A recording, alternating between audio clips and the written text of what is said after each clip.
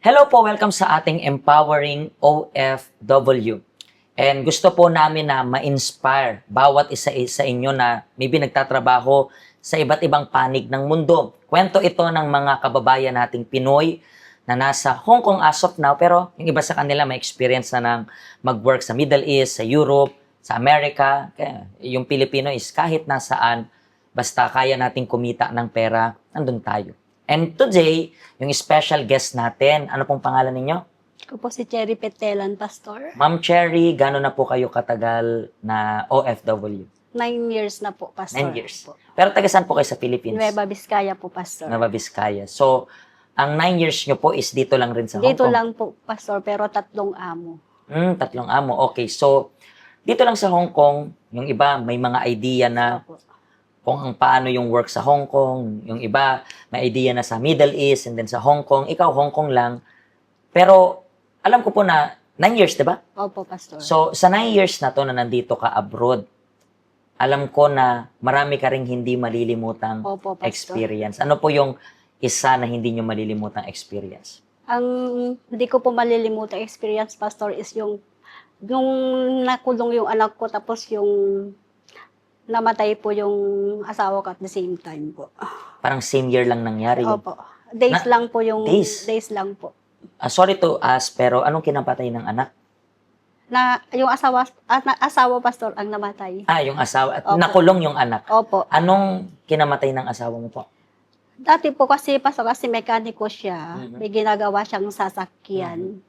Nahulog po yung makina yata na naidagan dito sa dibdib niya. Naidagan So, sa namatay siya through accident, parang ganon. dibdib. Nabuhay pa naman po, Pastor, ng 1 year, pero binawalan na siya ng doktor. So, nabuhay man siya, pero ang dami ng komplikasyon, parang ganon. Opo, kasi binawalan na siya ng doktor na magbuhat-buhat ng mga mabibigat. Mhm. Pero matigas din ang ulo. So, ginagawa niya pa rin. Ginagawa So, pa rin niya.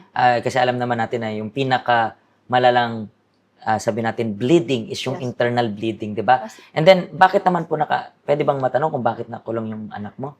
Ayun po, Pastor, tinawag po siya ng mga pinsan din lang Mhm. niya. 3 beses daw po siyang tinawag sa bahay. Mhm. Sabi niya ayaw niyang pumunta kasi pero pinilit-pilit daw po siya, Mhm. kaya sa pilitan pumunta siya doon. Doon na daw po, Pastor, hindi din niya alam na ganun ang Mhm. parang siya Set up. sinet up po. Mhm.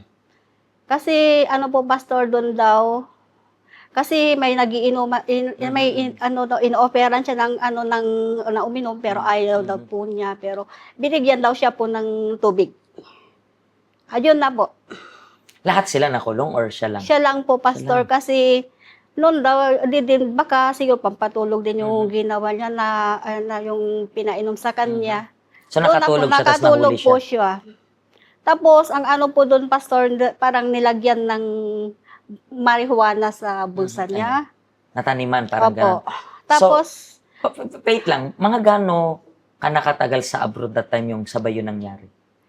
last 2024, 2023 po nangyari. 2023. Opo. So recently lang rin. Opo, Pastor. So nag-work kang abroad and then Pero, minsan di maintindihan to ng iba, especially kapag walang experience sa abroad, di nila maintindihan na dito rin sa abroad, na-stress rin kayo minsan sa amo ninyo. Diba? wala namang pong stress na amo, Pastor, pero yun po yung mga nangyayari po sa Pinas, na pamilya What I po mean niya is, po. hindi sa case mo, hindi lingid sa kaalaman ng mga tao na minsan nai-stress na yung mga tao dito sa amo, Ay, opo. 'di ba? Tapos nai-stress pa minsan dito sa mga sistema minsan, and then Opo. minsan sasabay pa yung pamilya. Pamilya. Sa case mo, okay yung amo mo, pero Sa pamilya sabay naman silang Opo. nagkanda buhol-buhol yung sitwasyon. Opo. Paano nyo po nalaman yung tungkol sa help center? Inibitahan po kami ng tita namin, Pastor. Mhm. Sa una, pumupunta-punta lang po ako, pero hindi po ako naging seryoso. Ano yung pumasok sa isip mo that time na nag-convince sa iyong maging seryoso? Ayun, Pastor, nagdesisyon po ako na mag-concentrate sa iisa lang na Parang din, Opo, church. So, church po. ibig sabihin, Opo, kasi marami kang napupuntahan po, dati. pastor, pag nandito po ako, Mhm.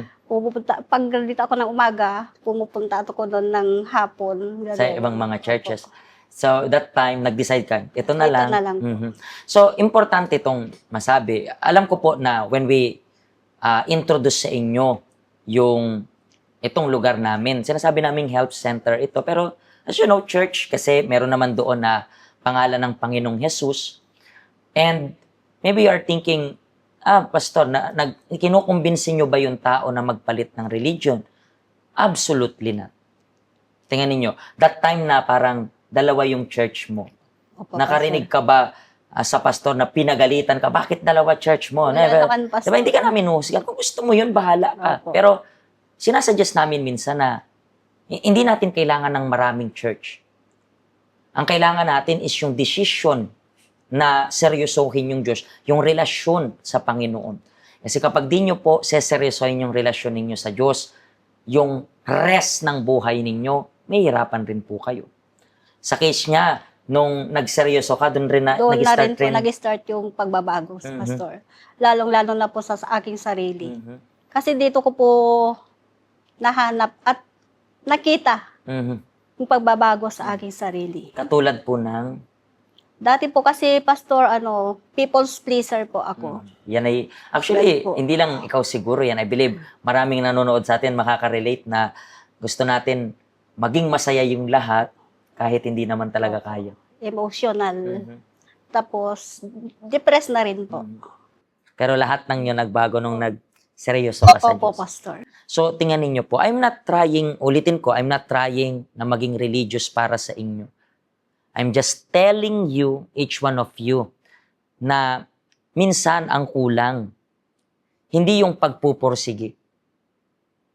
Minsan yung kulang, hindi yung pasensya nyo. Kasi pagpupursige, ang laki ng pagpupursige ninyo. Pasensya, laki ng pasensya ninyo. Sipag, ang laki ng sipag ninyo. Pero baka ang kulang po kung bakit hindi umusad yung buhay mo is relationship mo sa Diyos. Alam ko, pwede mong sabihin na nagpipray ka naman, iisa lang naman yung Diyos. Fine. Please, unawain nyo na kung nasa church ka ng iba, hindi kita kinukumbinsing pumunta dito. Sinasabi ko lang na seryosohin mo yung relationship mo sa Diyos. Okay, ikaw na naman na wala ka pang church or sabi natin hindi ka seryoso sa relasyon mo sa Diyos. May papangako po namin dito na sasabihin namin yung katotohanan para sa inyo. Malalaman mo yung katotohanan, hindi yun yung tutulong sa inyo. Hintihan niyo po ba? Bukas naman po kami everyday. Depende po sa day off ninyo. Pwede kayong pumunta dito sa help center natin. Okay? Maraming salamat po sa pag-share nyo ng story ninyo and hopefully maka-inspire to ng mga kababayan natin. Okay?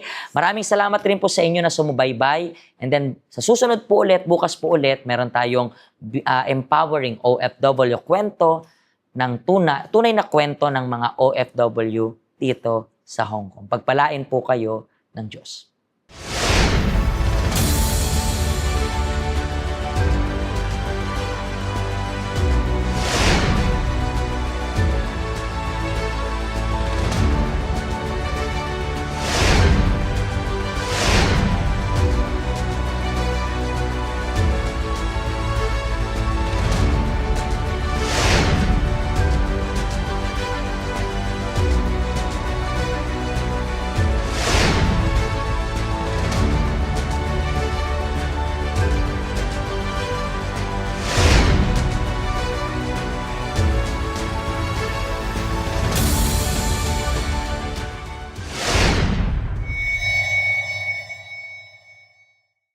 Hello, ako po si Pastor Joshua dito po sa UCKJ Health Center dito po sa Hong Kong. At yung mga napanood nyo pong testimony ay mga testimony ng mga OFW dito sa Hong Kong. Pero I believe makaka-relate rin naman kahit nasaan po kayong bansa. Basta OFW. Ang health center po natin ay walang pinipiling religion. Base na rin po sa name, Health Center. Kung kailangan nyo po ng karagdagang information, nandito lang po sa baba lahat ng information na kailangan ninyo. Kontakin nyo lang po kami at magiging masaya po kami na matulungan ka, ma-assist ka, nasaan man po kayong bansa. Pagpalain po kayo ng Diyos.